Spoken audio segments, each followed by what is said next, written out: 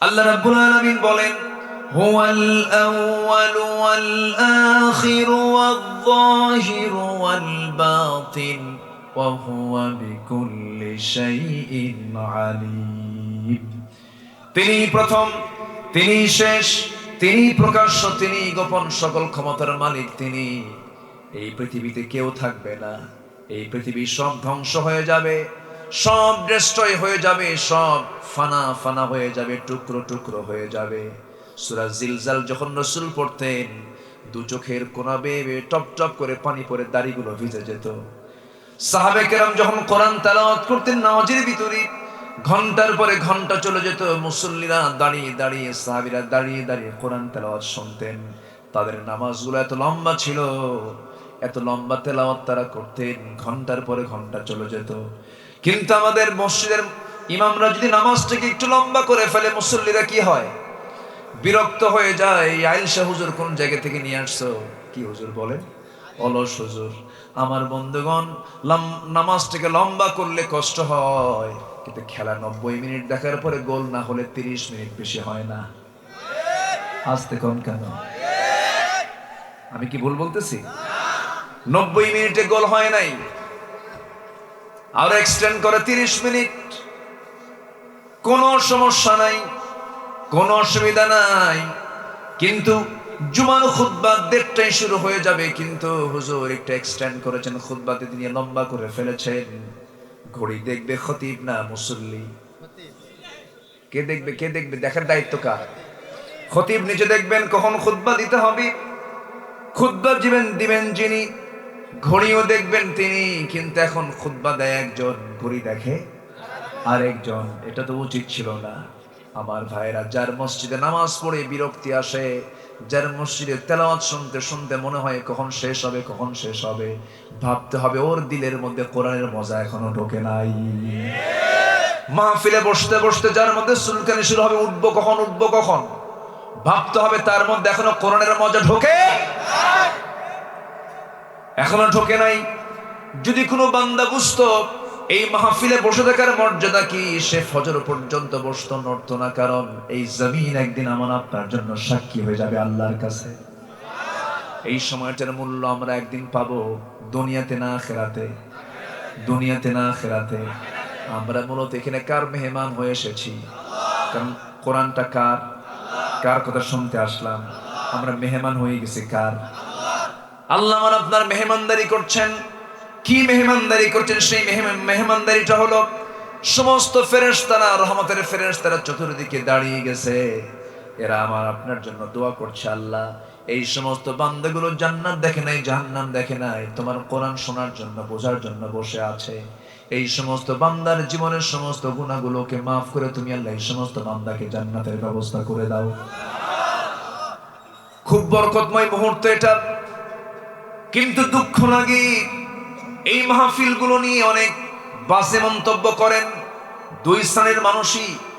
আলেম শ্রেণীর কিছু মানুষ মন্তব্য করে বলেন, এই মাহফিল কইরা লাভ কি? আছে না? আসতে বলবেন না, আছে না? নাই? আবার বাতিল কিছু আছে, তারা বলে মাহফিল করে লাভ কি? আমার বন্ধুগণ, মাহফিল করে লাভ এতটুকুই হয়েছে, এই গ্রামে যে ওয়াজ মাহফিল হয়েছে, এই মাহফিল আর যাত্রা হবে না। ঠিক কি না? আমি তো মনে করি প্রত্যেকটা গ্রামে গ্রামে একটা করে মাহফিল হওয়া দরকার।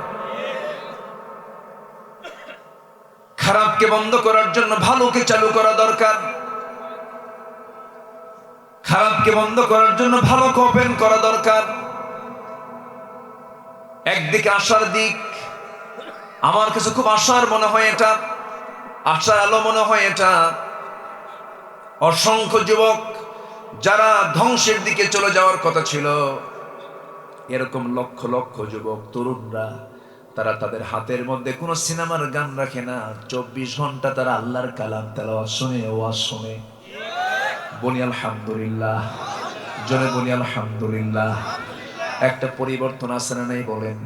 একটা পরিবর্তন হয়েছে। কিন্তু সামাজিকভাবে যদি আজকে ইসলামকে যদি সব জায়গায় যদি ছড়িয়ে দেওয়ার ব্যবস্থা হয়ে যেত, খুব সহজে হয়ে যেত।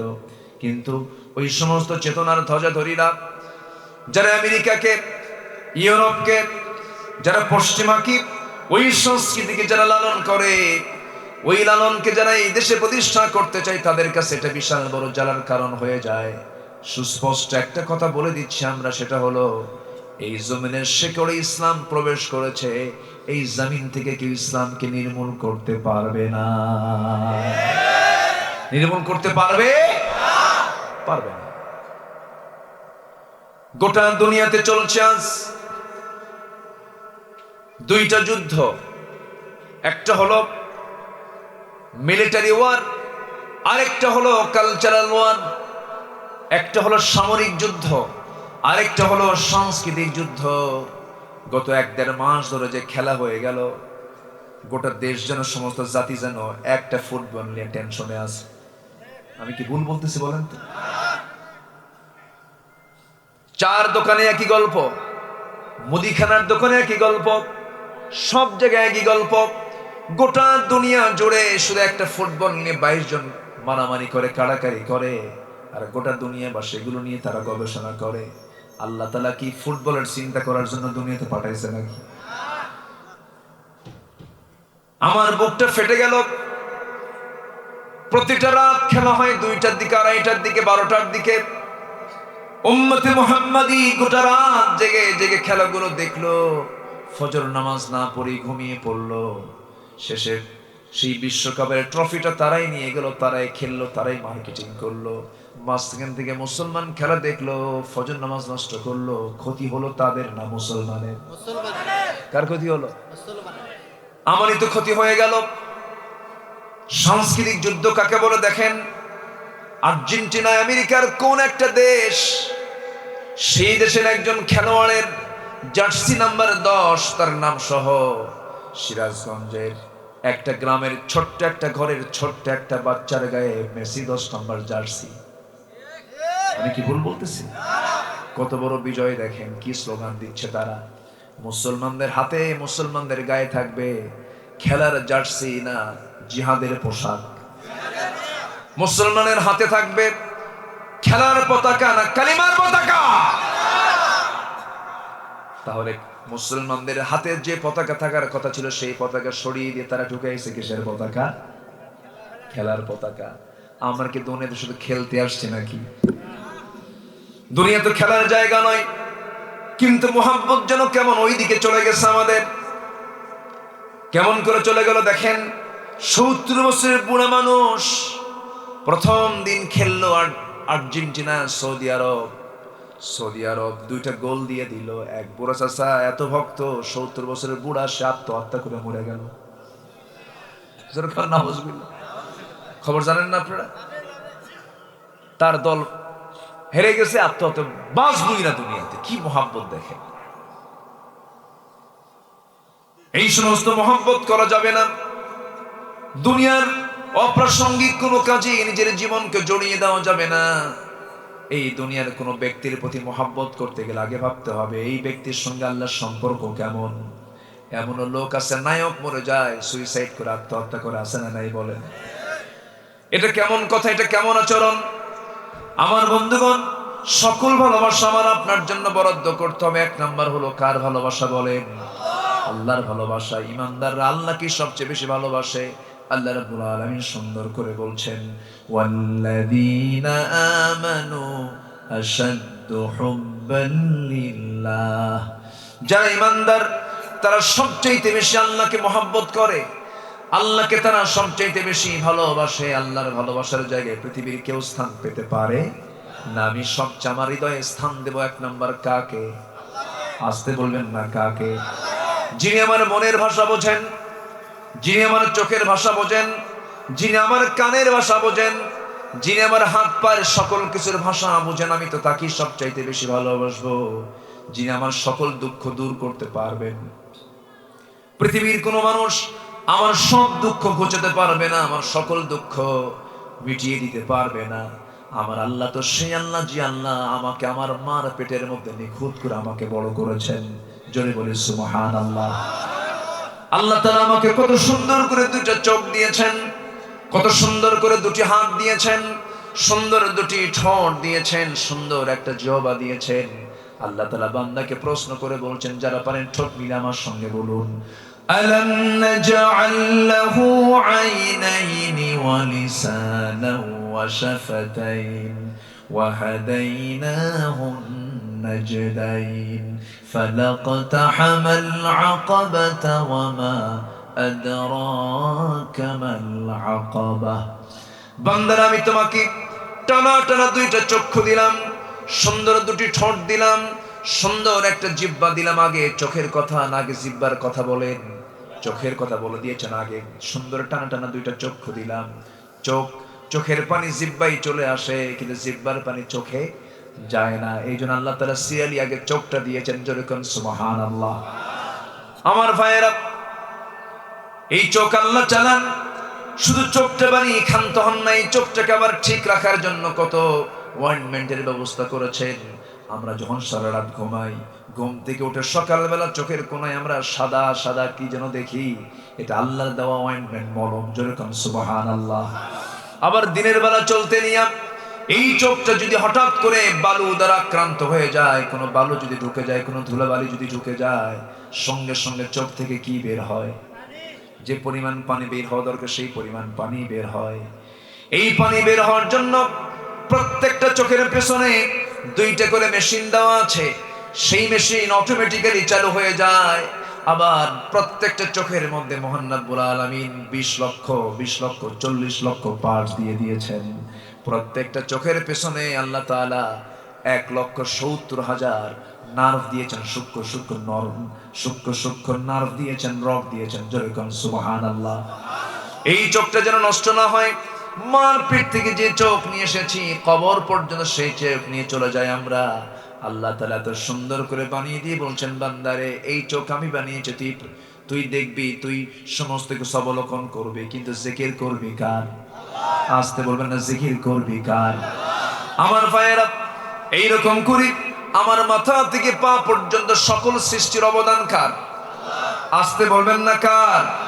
আমার কিডনিকে চালান, আমার লাংসকে চালান, আমার মাথার চুলকে গজায় দেন, আমার হাতের নখকে বাড়ায় দেন, আমাকে সুন্দর করে ম্যাচিউর করেন। আমি রাত্রে বেলা যখন শুয়ে পড়ি, আমরা যখন রাতের বেলা শুয়ে পড়ি, আল্লাহ তাআলা আমাদের চেহারার মধ্যে এই যে রূপ লাবণ্য, এত যে সৌন্দর্য দিয়েছেন, ঘুম পাড়ার সঙ্গে সঙ্গে আল্লাহ রাব্বুল আলামিন চোখের এই দেহের মধ্যে, এই ফেসের মধ্যে, দেহের মধ্যে সুন্দর করে আল্লাহ তাআলা এমন সুন্দর করে আমাকে গঠন করে দিয়েছেন। যখন সকালবেলা ঘুম থেকে উঠে আল্লাহ তাআলা স্কিনকে সুন্দর করে কসমেটিক্স দিয়ে সাজিয়ে দেন। যেরকম সুবহানাল্লাহ। আরো জোরে বলে সুবহানাল্লাহ। অতএব মাথা থেকে পা পর্যন্ত সব কিছু পরিচালনার দায়িত্ব কার? আল্লাহ বলছেন, বান্দারে সব আমি তোর দেখি, সব আমি তোর শুনি।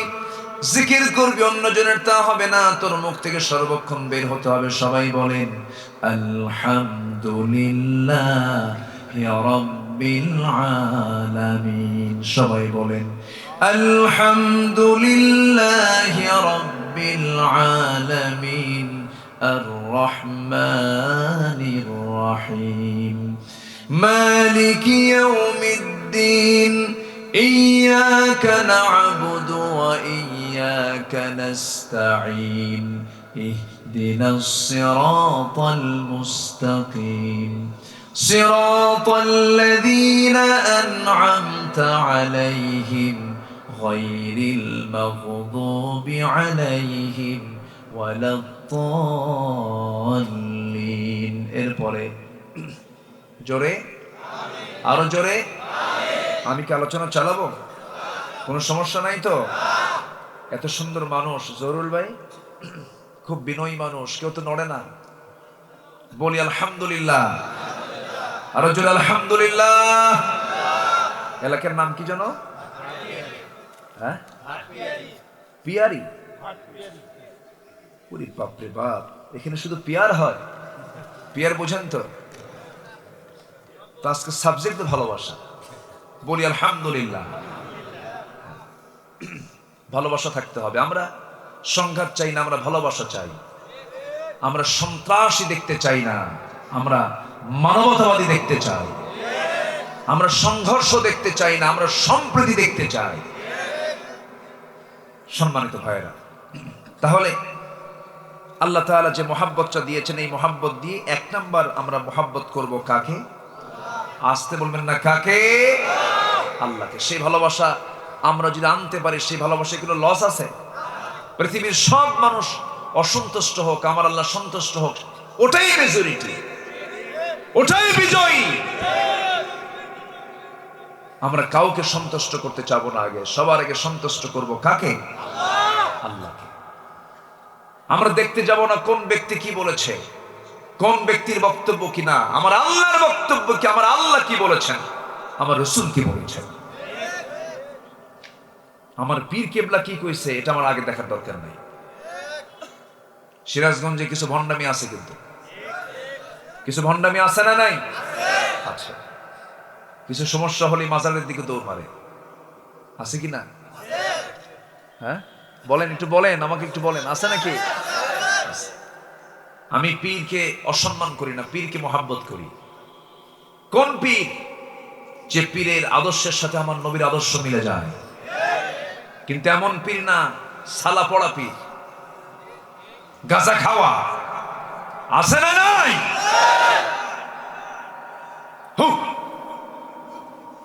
আছে নাকি এগুলো? খাজা দিল কর তাজা, ইসমে জালাল, গাজার কলকি খাওয়া হালাল। জোরে বলি নাউজুবিল্লাহ। কি ফতুয়া দিল দেখেন। গাজা নাকি বেহেশতের গাছ আছে, বদমাইশ কিন্তু কম নাই, মানে শয়তানের এজেন্ট, একদম শয়তানের পাক্কা এজেন্ট এগুলো। নারী পুরুষ একাকার হয়ে পর্দার কোনো বালাই নাই, ওটা নাকি কি বলে, কি কি ভাই, হ্যাঁ না, ওদের একটা ভাই আছে জাকের ভাই, এই তো পার্টি এখানেও থাকতে পারে কিছু, জাকের ভাই। এই জাকের ভাই নাকি, সে নাকি মোহরেম। কেমন মোহরেম? পুরুষ যদি হয় তার সঙ্গে দেখা করা নাকি মহিলার জায়েজ। নাউজুবিল্লাহ বলবেন না? জোরে বলেন নাউজুবিল্লাহ।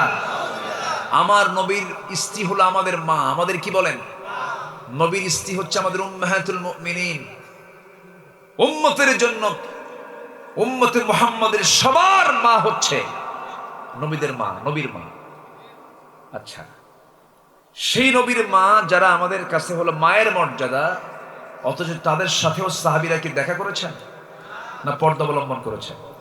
পর্দা। আর এরা জাকের ভাইয়ের সঙ্গে নাকি জাকের বোনের দেখা করা জায়েজ, জুতা পেটা করা দরকার, ঠিক না? এই মাইকে তো ডাবল করে কেন? হ্যাঁ, ইকো বেশি দেওয়ার দরকার নাই। আমি নিজেই তো ভয় পাচ্ছি,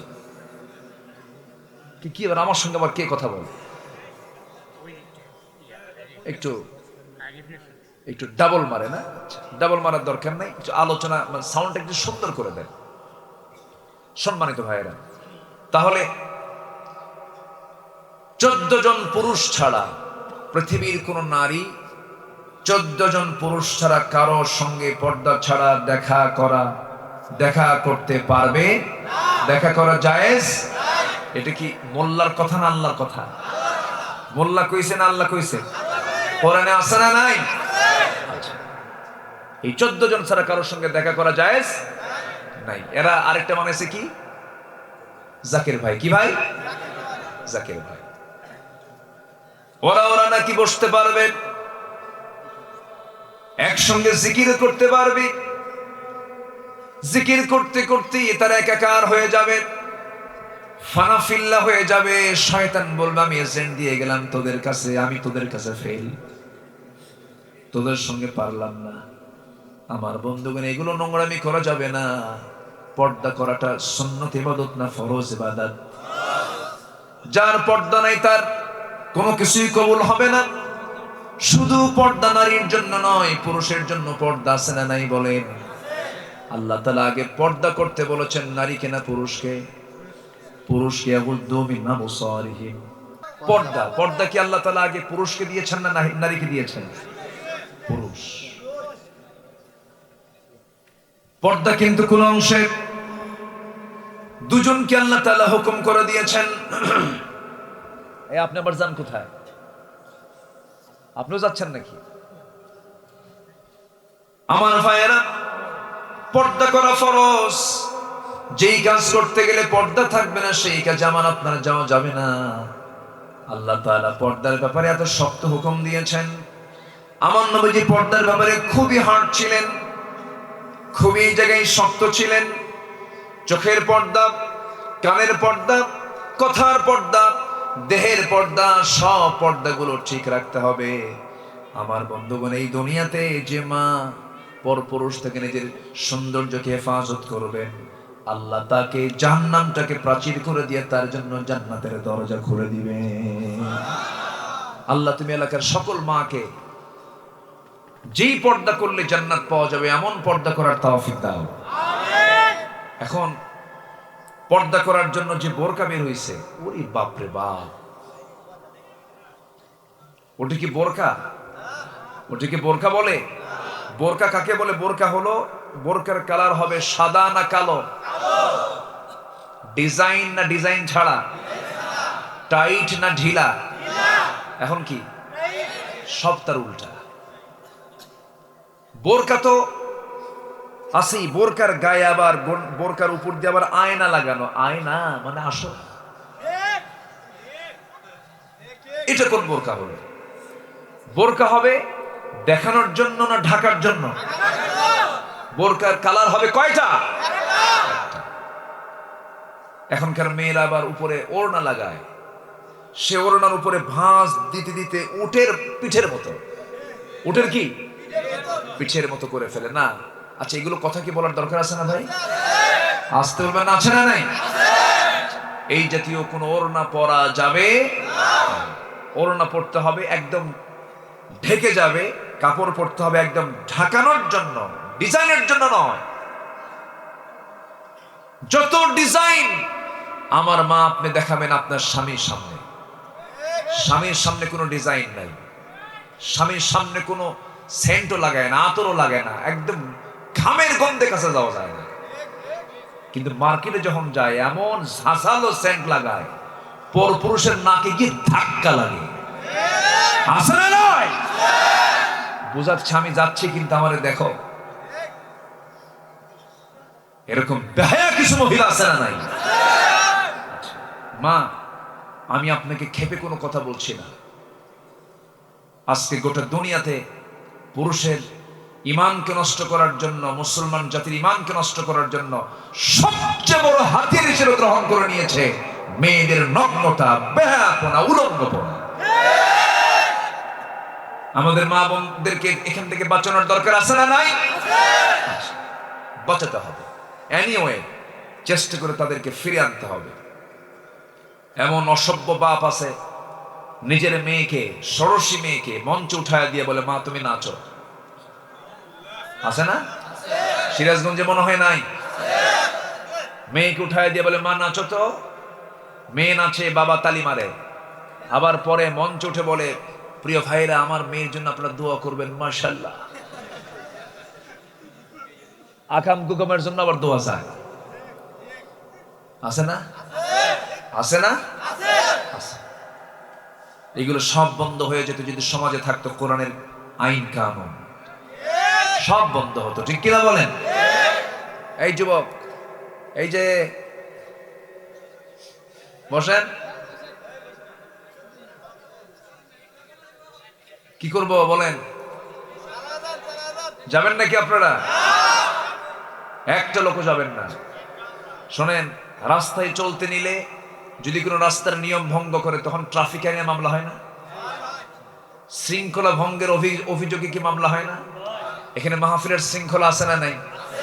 শৃঙ্খলা কি ওঠা বসা করা? হ্যাঁ, এখানকার মাহফিলের শৃঙ্খলা হলো শেষ পর্যন্ত মনোযোগ সহকারে শুনে দোয়া করে যাওয়া।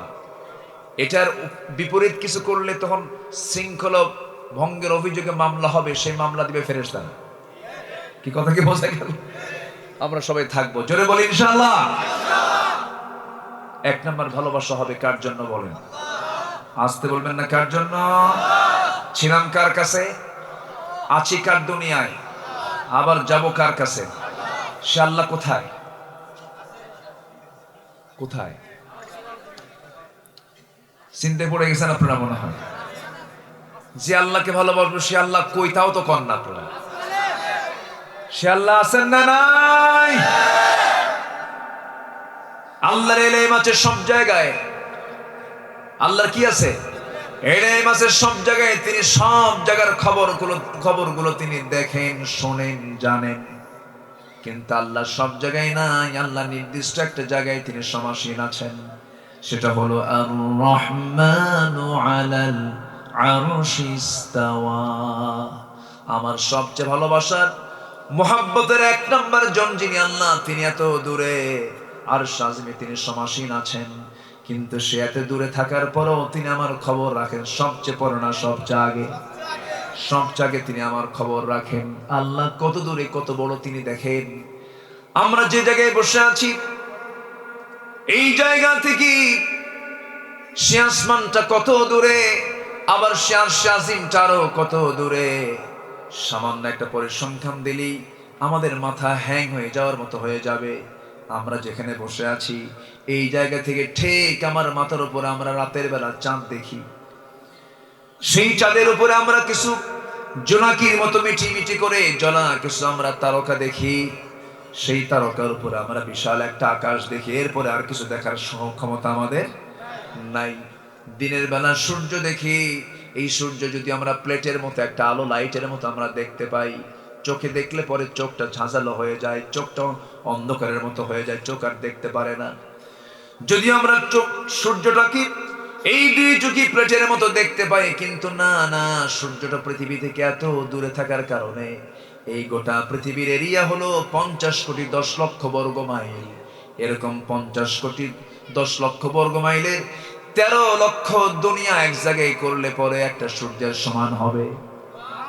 যেরকম সুবহানাল্লাহ। 13 লক্ষ সূর্য, 13 লক্ষ দুনিয়া মানে একটা সূর্য। 13 লক্ষ দুনিয়া মানে একটা সূর্য। ওই সূর্যের চেয়েও আবার রাতের বেলা মিটি মিটি করে জ্বলা সেই তারকাগুলো এত বড়।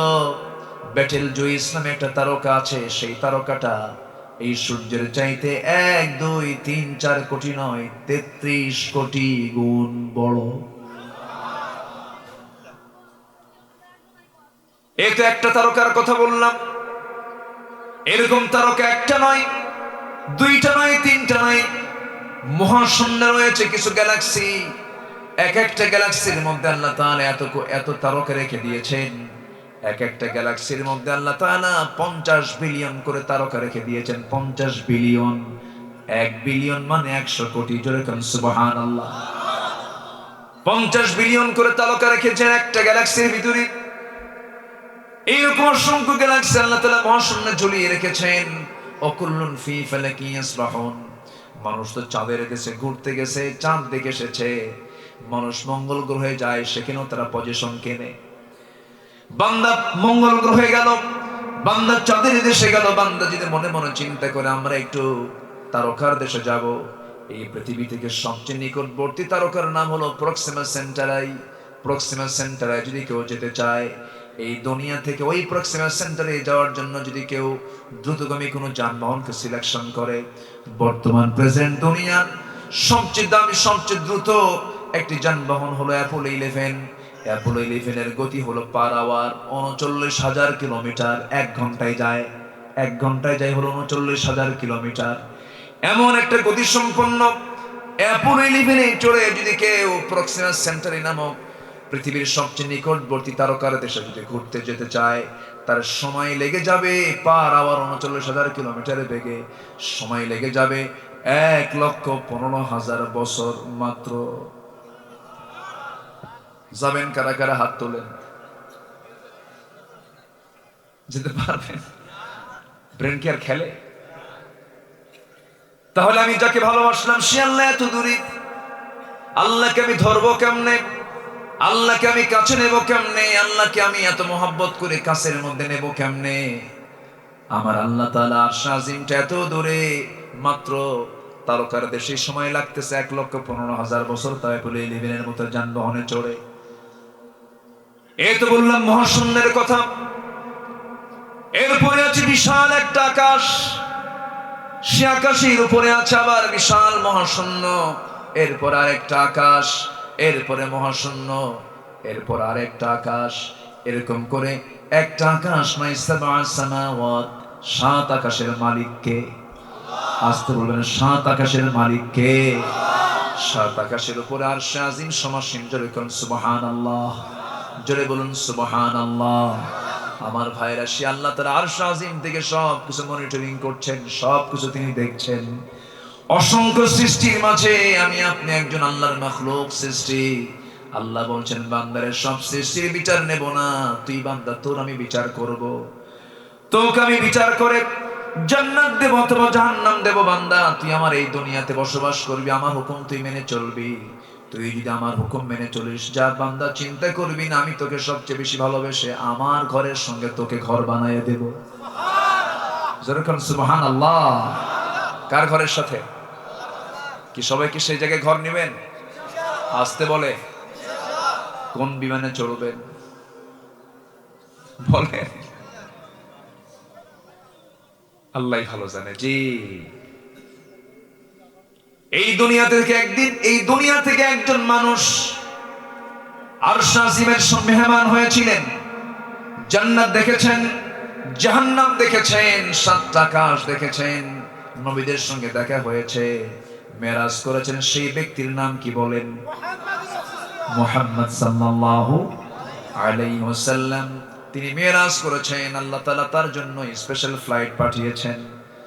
আরশ আজিমের মেহমান হয়েছেন, জান্নাত দেখেছেন, জাহান্নাম দেখেছেন। আমরাও জান্নাত দেখব, জোরে বলি ইনশাআল্লাহ। জাহান্নাম দেখবেন নাকি? আস্তে আস্তে কয়। জাহান্নাম কি আমরা দেখতে চাই নাকি? জাহান্নাম দেখার মতো শক্তি আমাদের নাই। কোরআনে কারীমে কিছু আয়াত আছে, যে আয়াতগুলো দেখলে পরে দারুণ ভয় লাগে। এত ভয়াবহ জাহান্নাম, এত মারাত্মক জাহান্নাম। আল্লাহ বলছেন, বান্দারে তোকে জাহান্নামের মধ্যে পুরানো হবে। চামড়াগুলো যখন পড়ে যাবে, চামড়ার আগুনের দাহ্য শক্তি সে বুঝবে না। বাদদালনাহুম জুলুদান, তখন চামড়াটাকে আল্লাহ তাআলা পৃথক আবার পাল্টা আরে নতুন চামড়া দিয়ে দিবেন। এত কঠিন ভয়াবহ জাহান্নাম থেকে বাঁচার জন্য আমাকে অবশ্যই চেষ্টা করতে হবে।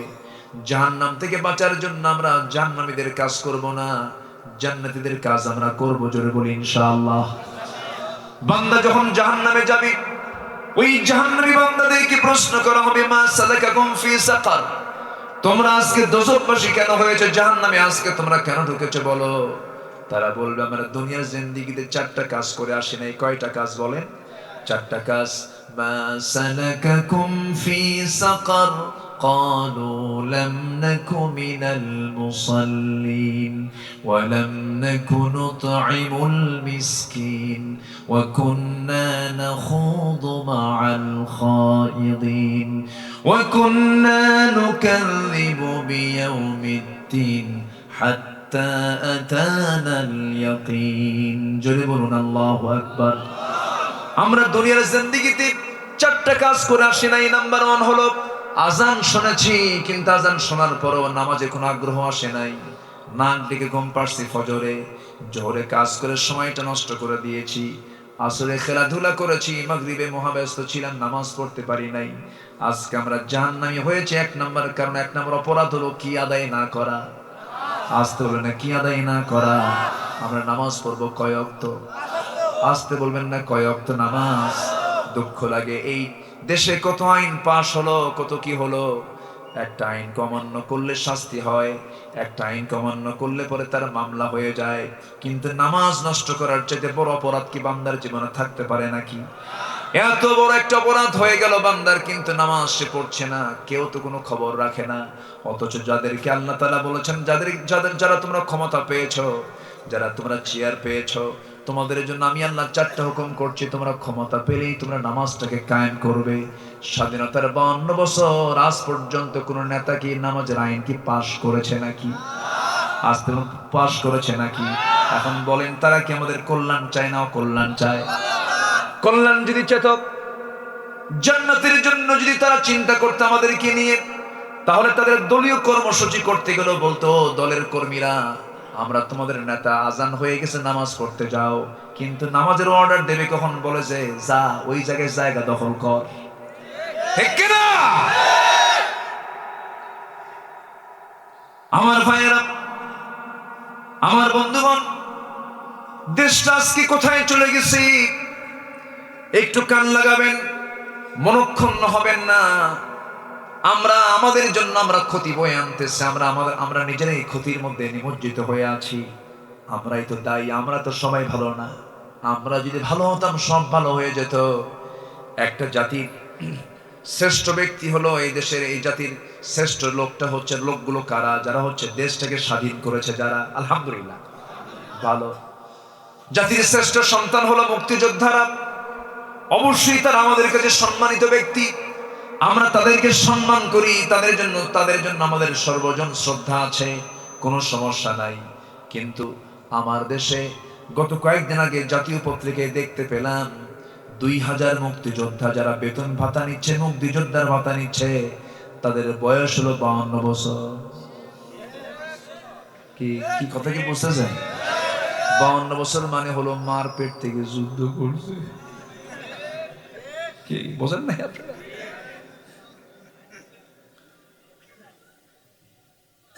আমার ভাইয়েরা, এই দেশের সম্পদ এই দেশেই তো থাকার কথা, কিন্তু সম্পদগুলো গেল কোথায়? দুর্ভিক্ষের সংবাদ আমাদের কানে আসে, কিন্তু বিগত 10-15 বছরে এই দেশ থেকে টাকা পাচার হয়েছে মাত্র 14 লক্ষ কোটি টাকা।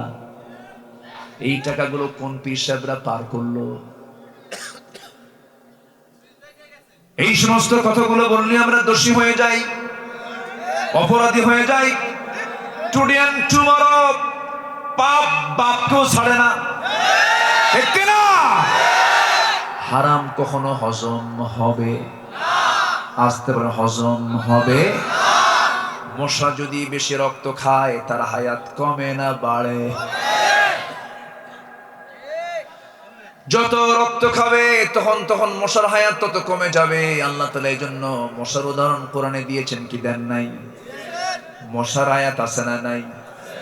যারা পারেন ঠোঁট মিলে আমার সঙ্গে বলুন, ইন্নাল্লাহা লা ইস্তাহি আন ইয়াদরিবা মাসালান মা বাউদাতান ফামা ফাওকাহা فأما الذين آمنوا فيعلمون أنه الحق। জোরে বলুন আল্লাহু আকবার। আল্লাহ তাআলা মশার উদাহরণ দিতে লজ্জা পান না, কিন্তু কাফেররা বলে মাযা আরাদাল্লাহু বিহাদা মাসালা। ওরা বলে তোমার আল্লাহ এই মশা দিয়ে উদাহরণ দিয়েছে, কিয়ামতের মধ্যে কিয়ামত কি আছে? তোমার আল্লাহ এত বড়, মশার নাম নেওয়া লাগে কেন? দেখেন কাফেরদের দোষ ধরার সাইজ দেখেন। মশা কি যতই আমরা ছোট প্রাণী মনে করি না কেন, মশার মধ্যে অনেক শিক্ষা আছে না নাই বলেন? মশা কি দুর্বল মনে হয় নাকি? যাদের ডেঙ্গু হয়েছে তারা টের পায়।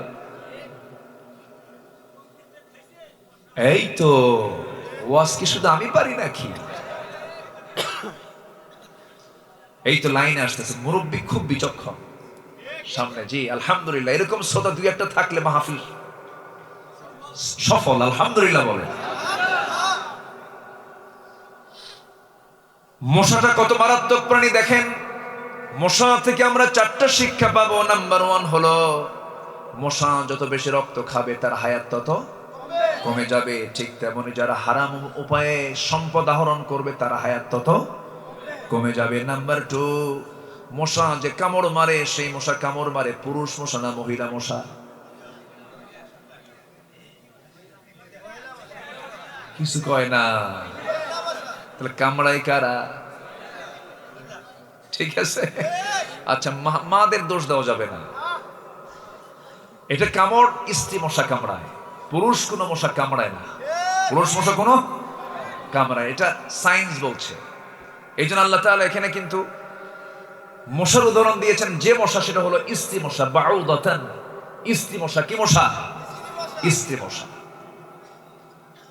আমার ভাইয়েরা, নাম্বার 3 হলো এই মশা ক্ষুদ্র কোনো প্রাণী নয়।